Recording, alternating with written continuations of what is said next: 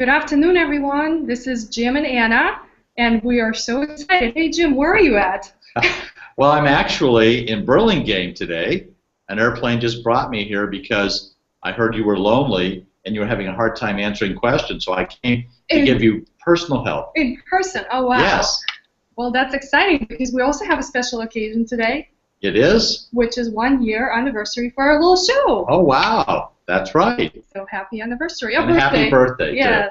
But we also got a team of people that are actually supporting us today. So let's introduce them. You want to go first, Jim? Okay. I'd like to introduce our firm administrator, Amy Knox. Amy, are you there? Can you unmute yourself? I did. Hi, everybody.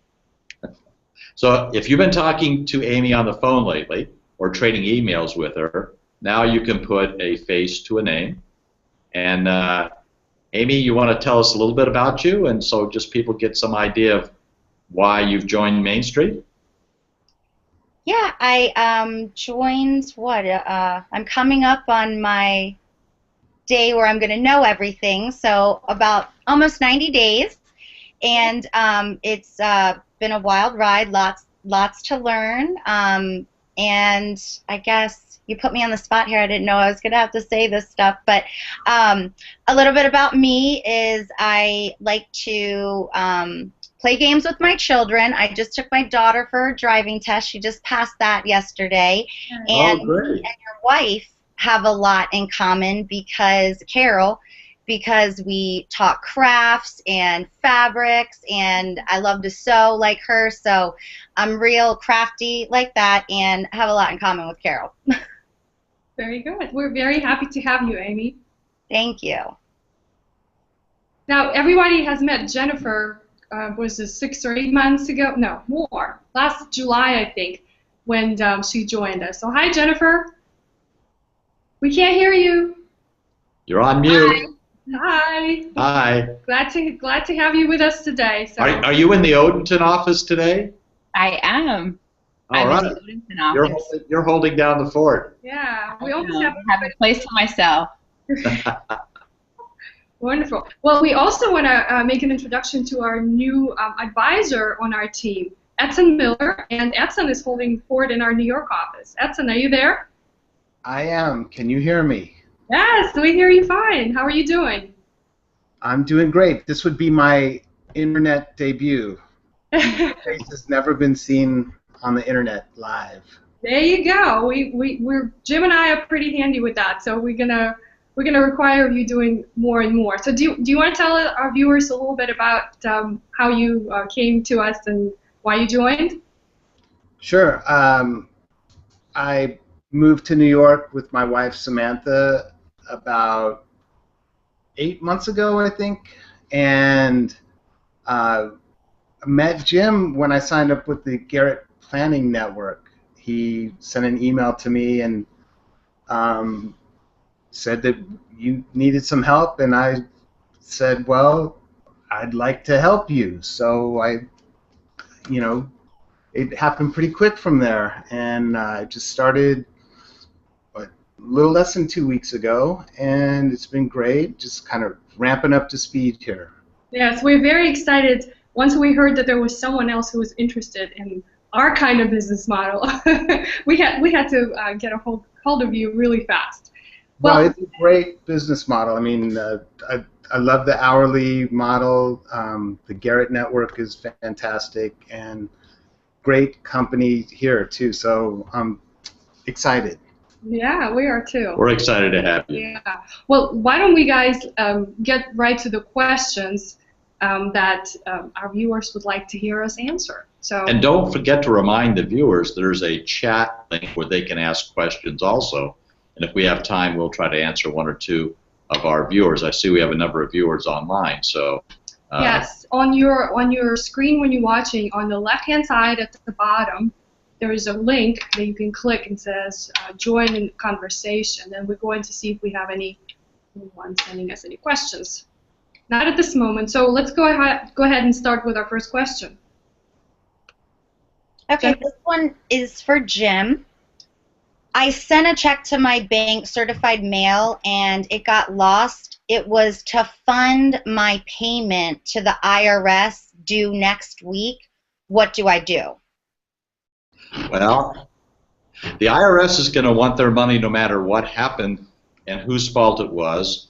But I would ask your custodian to wire transfer the money to your bank. I think at this point, to issue another check may not be the best course of action. We want the money to get there fast and be sure, and we're probably not going to trust the post office so soon again.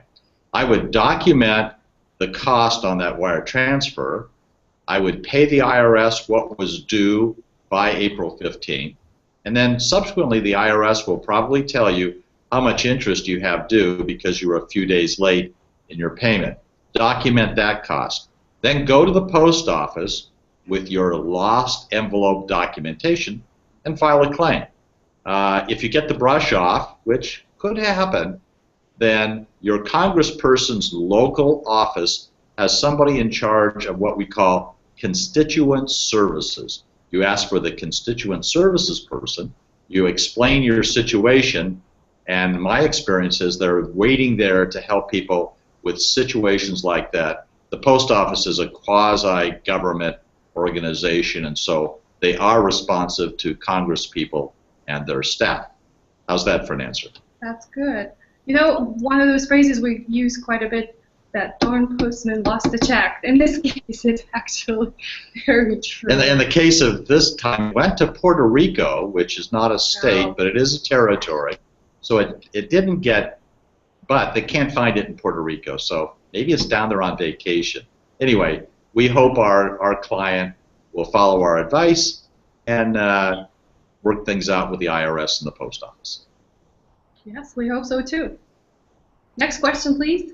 I have one interesting one here for Anna.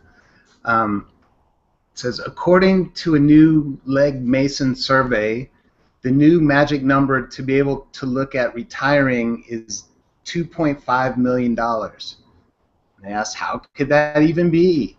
That would mean that 99% of Americans can no longer anticipate retirement. So how would you comment on that? I'm going to start with my very favorite phrase that Jim always picks on me for saying that. That's a very good question, Edson. Thank you for asking. Well, first thing I want to clarify in this question is $2.5 million. Is that in future dollars or is it in present value dollars? Because those numbers are very different. So that's my comment number one.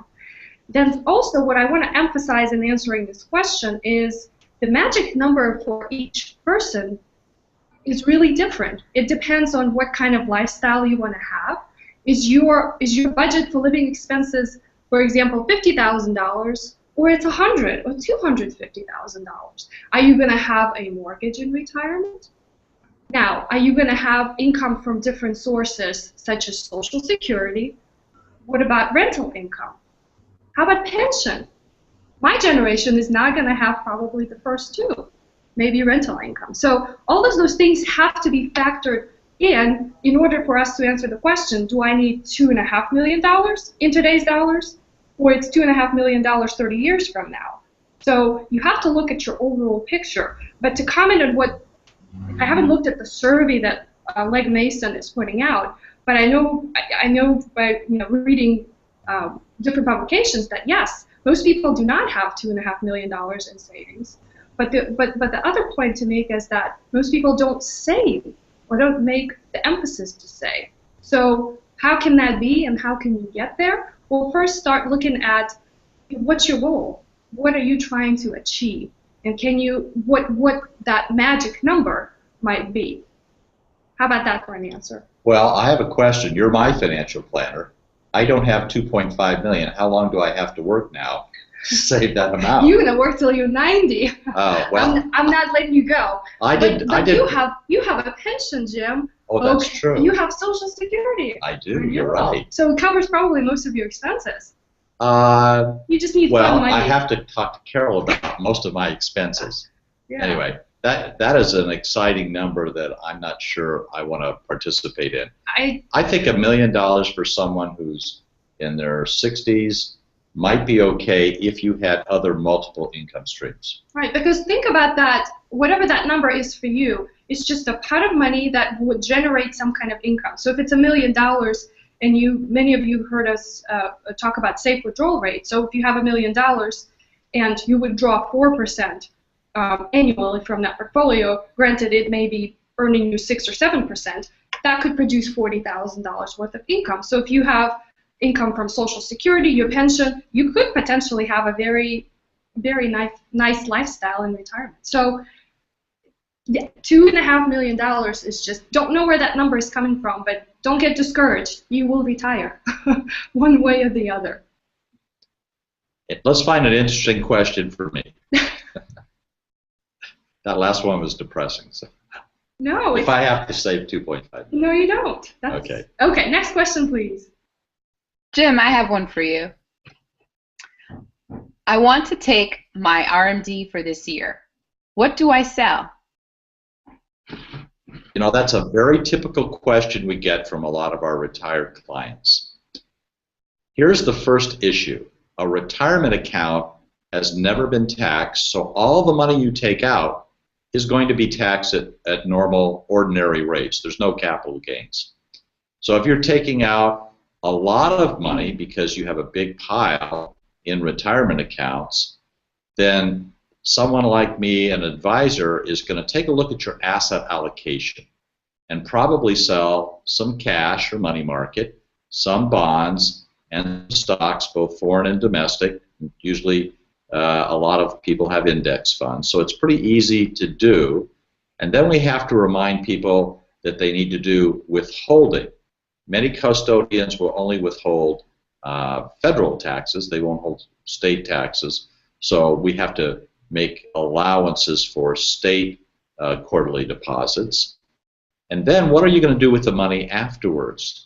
So if you don't need the money and it just goes into some sort of bucket 2 or bucket 3, to use our vernacular of midterm or long-term savings, then we'll probably put it back into something that's similar to what we took it out, less the taxes. If it's going to be for spending, then we'll probably put it in bucket 1, which are cash accounts like CDs, high-yield savings accounts that have no market volatility because you plan to use that money fairly soon. So it depends, but I think in most cases our clients are going to use that money, and so I would just take it out in a proportion to their current asset allocation so it isn't damaged or changed, and then put it into bucket 1, very simple, safe investments. Savings accounts, CDs. Okay? That's good. You know, while we were talking here, the question came in from a viewer, and it says, probably should ask you, Jim. It kind of goes along the topic you were actually just talking regarding. You ask the question, and I'll answer that. That's okay. Okay. How's that? All right. It says, what do you think of non-deductible IRA contributions? Are the 8606 forms too much trouble? And if not, should those contributions be put in a Roth IRA? The non-deductible IRA contributions versus Roth IRA. Well, first of all, you have to look at what is going to be your adjusted gross income, the bottom number on the front side of your tax return for this current year, and we may not know that till January or February of next year. But non-deductible usually means that you already participate in a retirement plan, and therefore you can't double dip as far as deductions go. So you would do a non-deductible IRA, and then some people create what's called a backdoor Roth IRA because for a couple their adjusted gross income is over $190,000, and therefore they're not allowed to do a direct Roth IRA contribution. They have to do a non-deductible IRA and then convert it subsequently to a Roth IRA. However, caveat, if they have other IRAs, that's taken into account when how much is that taxable or not taxable. So if you had I'll just do round numbers, if you had a $100,000 IRA and you did a $5,000 non-deductible IRA, when you converted that $5,000 to a Roth IRA, then almost 95% of that $5,000 would be taxable because they prorate all of your IRAs. Sometimes in the past, we've recommended people roll over their IRA to their current 401k, eliminating that proportion of IRA to non-deductible IRA, and so therefore the whole $5,000 would not be taxed, and it would go into what's called a backdoor Roth IRA. I've written a blog on that, and there's a lot of information, both good and bad, on the internet. If you just Googled backdoor Roth IRA, I think you'll find a fair amount of reliable information. And the 8606 is complicated, but if you use TurboTax or Tax Cut, they have 800 numbers that you can call to get some assistance. And of course, if you have a tax preparer, that person could do it too. But I'm assuming the person that asked the question is doing their own, and I'm assuming they're using one of those two popular programs. And call the 800 number. It's always better, as my father said, to measure twice, cut once. So get a second opinion to make sure you've done the 8606 correctly. Sounds good, Joe. Thank you. It looks like Kathy has joined us. Do you want to ask us the last question, because we're coming on to our top hour of our show? Kathy, are you there? We can see you, just can't hear you. Kathy's muted. Kathy, for those of you that don't know, is our paraplanner in Chicago, Illinois. Are you there, Kathy? She's trying to come online. Hi, can you hear me now? Yes. We can, yes. Okay. Welcome. Everybody's on. So exciting. Hey, we have a couple more minutes for one more question. Are you able to facilitate it? I'm not sure what you've covered already. This one is for Anna about college grads. Let me see here. Well, here's the question: Can recent college grads and young professionals navigate and determine the priority of paying off their student loan debt or saving for emergency funds? Yes, Kathy. You know what? I was once a college grad and had student loans. Oh. I did not say that was my favorite question. No picking, Jim. Okay, so I was in a similar situation, but what I didn't take advantage of, and I wish I did, was something called a grace period. So if you graduate from college and you have student loans that you're going to start paying off, you have this grace period. So for different types of loans, there's about usually 6 months. For example, Stanford loans have 6 months grace period, and Perkins loans have 9 months.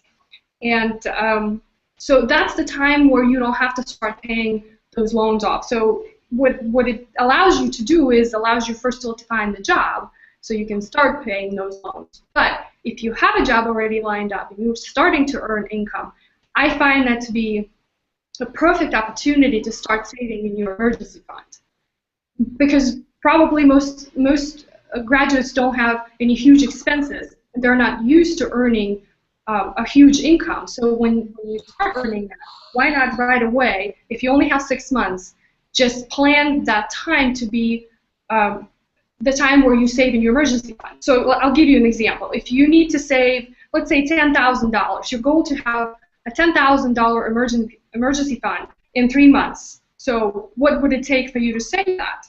Well, first of all, I would make that to be a mandatory bill, right? Just kind of think of it as a bill. I must save $1,600. It comes up to be $1,600 a month, or you can, if you get paid twice a month, it could be $200 per paycheck. So I would make that a mandatory bill that I have to pay either monthly or bi-monthly. By pay, you save it in a savings account. So when the 6 months grace period is over, or if it's 9 months, you have even more time and you can save more money. Then at that point, you have established a somewhat reasonable emergency fund, and then you can focus your savings into starting to pay down the student loans that you have. So that's my idea of that, because I did not take advantage of that.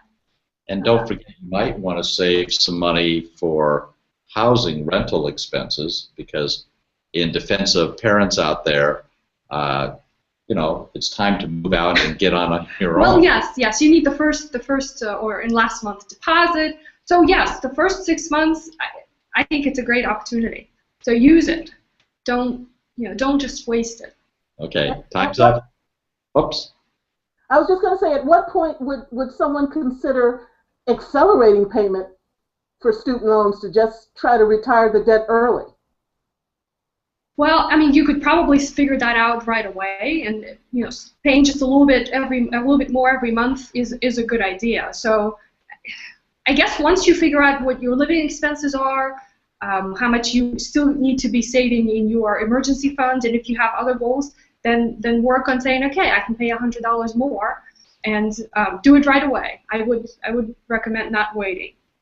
And the higher, Kathy, the higher the interest rate on the loans, and the inability to refinance, consolidate, will drive the urgency. So I'm looking at above 6%. I'm probably going to urge a much faster amortization of those loans. Okay, makes sense. Thank you. Great.